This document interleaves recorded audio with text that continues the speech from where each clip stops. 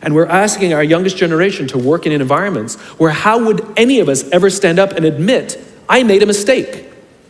We're constantly being told, you have to be vulnerable. Leaders are vulnerable. What does that even mean? It doesn't mean you walk around crying, I'm vulnerable, right?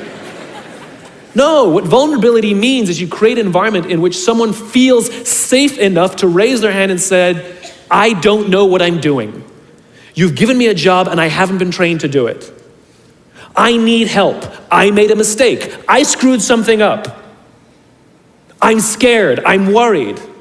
All of these things no one would ever admit inside a company because it puts a target on your head in case there's another round. And so we keep it to ourselves. And how can a company ever do well if nobody's ever willing to admit they made a mistake, that's scared, or they don't know what they're doing?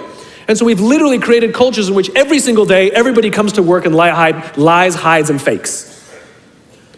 And we're asking our youngest generation to work and succeed and find themselves and build their confidence and overcome their addiction to technology and build strong relationships at work. We're asking them to do this, and these are the environments we've created. We keep saying to them, you're the future leaders. We're the leaders now. We're in control. What are we doing? This is what empathy means. It means if there's an entire generation struggling, maybe it's not them. It's like, the only thing that the common factor in all my failed relationships? Me.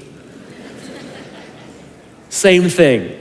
Well, we just can't get the right performance out of our people. Maybe it's you, right? It's not a generation.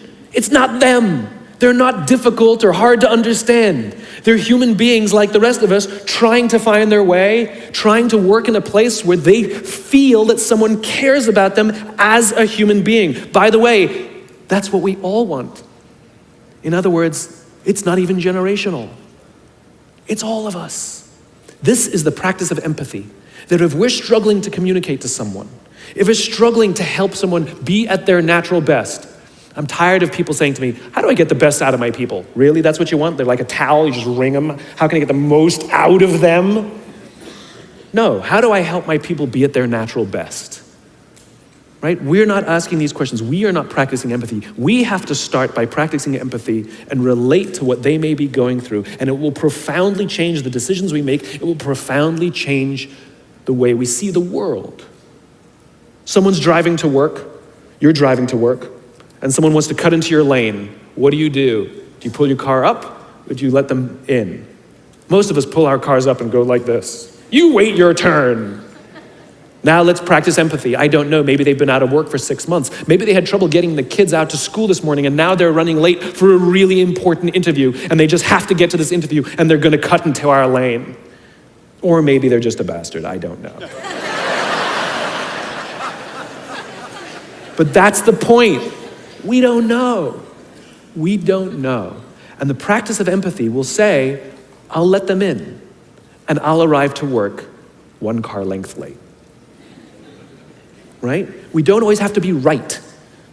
We don't always have to be in charge. We don't always have to be the one who succeeds. It's not about winning or losing. And that's where I go to the second point. After empathy comes perspective, where it's not about winning or losing. In game theory, there are 2 kinds of games. There are finite games and there are infinite games. And this is how you're going to change your perspective. Right? A finite game is defined as known players, fixed rules, and an agreed upon objective. Baseball, for example. We know the rules, we all agree to the rules, and whoever has more runs at the end of 9 innings is the winner, and the game is over. No one ever says, if we can just play 2 more innings, I know we can come back. It doesn't work that way. The game is over, right? That's a finite game. Then you have an infinite game. Infinite games are defined as known and unknown players. The rules are changeable, and the objective is to keep the game in play, to perpetuate the game. When you pit a finite player versus a finite player, the system is stable. Baseball is stable, right? When you pit an infinite player versus an infinite player, the system is also stable. Like the Cold War, for example, because there cannot be a winner and a loser. There are no winners and losers in an infinite game, right? It doesn't exist. And because there are no winners or losers, what ends up happening in the infinite contest is players drop out when they run out of the will or the resources to play. But there's no winners or losers. Problems arise when you pit a finite player versus an infinite player. Because a finite player is playing to win, and an infinite player is playing to keep the game going, right? This is what happened to us in Vietnam. We were playing to win, and the Vietnamese were fighting for their lives. We were the ones who got stuck in quagmire. This is the Soviet Union and Afghanistan. They were trying to beat the Mujahideen, and the Mujahideen would fight for as long as is necessary. Quagmire. Now let's look at business. The game of business has pre-existed or has existed long before every single company that exists on this planet today. And it will outlast every single company that exists on this planet today. There's no winning the game of business. And the reason is because we haven't agreed to the rules. I get such a kick out of this. You realize how many companies actually don't know the game they're in, right? Listen to the language that the companies use. We're trying to beat our competition. We're trying to be number one. Did you know that we were ranked number one? Look at the listing. Based on what criteria? Revenues, profits, market share, square footage, number of employees. Based on what time frame? A quarter, a year, 5 years, 10 years, 20 years, 50 years, 100 years? I haven't agreed to those standards. How can you declare yourself the winner? How can you declare yourself number one where no one else in the game has agreed to the rules? It's arbitrary. There is no winning because there's no end. In other words, companies are playing finite games. Listen to their language. They're trying to beat their competition. What does that even mean? It's the leaders and the companies that understand the game that they're in and organize their resources and their decision-making around the infinite contest that outlast and frustrate their competition. All the companies that we refer to as the exceptions, Southwest Airlines, Apple Computers, Harley Davidson, they're the exception. No, they're playing the infinite contest. They frustrate their competition. Is what happens. That's what happens, because they're not playing to win.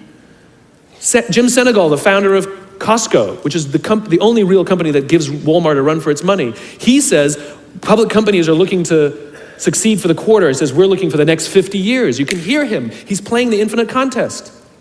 I spoke at a leadership summit for Microsoft. I also spoke at a leadership summit for Apple. Now, at the Microsoft Summit, I would say 70% of the executives, and this was under the Steve Ballmer days, I would say about 70% of the executives spent about 70% of their presentations talking about how to beat Apple. At the Apple Summit, 100% of the executives spent 100% of their presentations talking about how to help teachers teach and how to help students learn. One was obsessed with their competition, the other one was obsessed with where they're going. So at the end of my presentation at Microsoft, they gave me a gift. They gave me the new Zune, which was the competitor to the iPod Touch when it was a thing, right? And I have to tell you, this piece of technology was spectacular. It was beautiful. The user interface was incredible. The design was amazing. It was intuitive. It was one of the most beautiful, elegant pieces of technology I'd ever seen, right? Now, it didn't work with iTunes, which is an entirely different problem. I couldn't use it. But that's something else. I'm sitting in the back of a taxi with a senior Apple executive, sort of employee number 12 kind of guy, and I decide to stir the pot. And I turn to him and I say, you know, I spoke at a Microsoft summit, and they gave me their new Zune, and I have to tell you, it is so much better than your iPod Touch. And he turned to me and said, I have no doubt. Conversation over.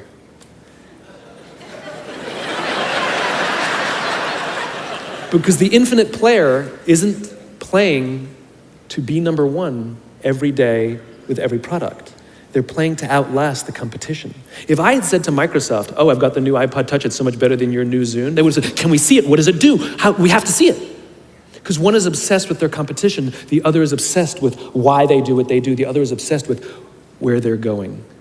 And the reason Apple frustrates their competition is because secretly, they're not even competing against them. They're competing against themselves. And they understand that sometimes you're a little bit ahead and sometimes you're a little bit behind. And sometimes your product is better, and sometimes you're not.